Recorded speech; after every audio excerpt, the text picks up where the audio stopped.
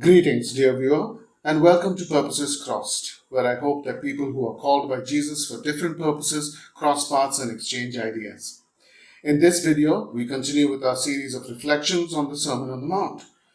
We have just finished a section in which Jesus gives three concrete examples of nonviolent resistance to oppression. And we saw that Jesus invites us to resist human activities that aim to rob other humans of their dignity.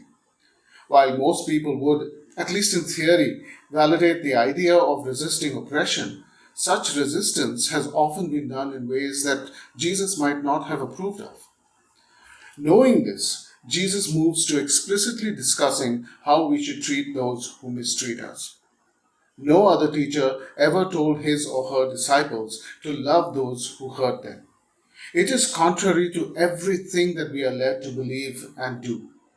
Enemies are enemies precisely because they have done something to earn our hatred.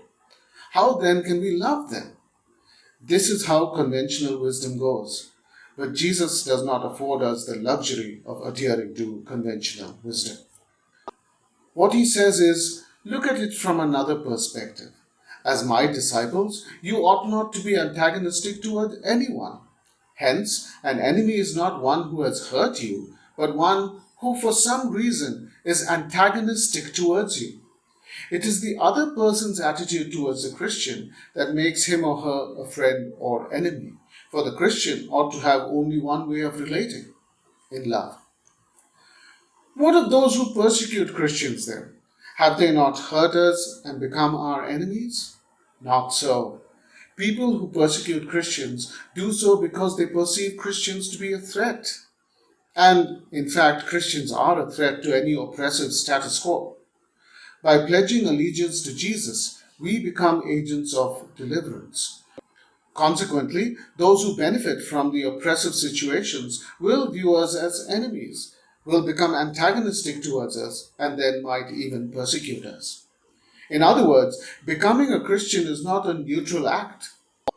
Rather, it is a declaration of war on oppression, and those who stand to gain from injustice will view it as a declaration of war against them.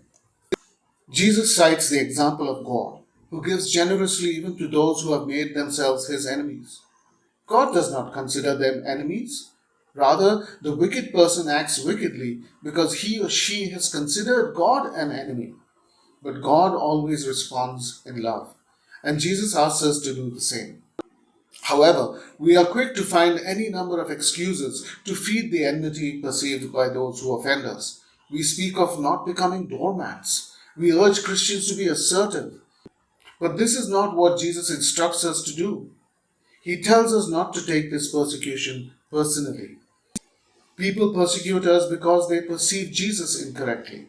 He is the root cause for any opposition towards us. We merely provide the opportunity for persecution. But it is our response that sets us apart.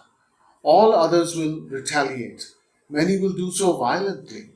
But Jesus' followers respond by praying for their offenders. We pray like Jesus prayed, saying, Father, forgive them, for they do not know what they are doing.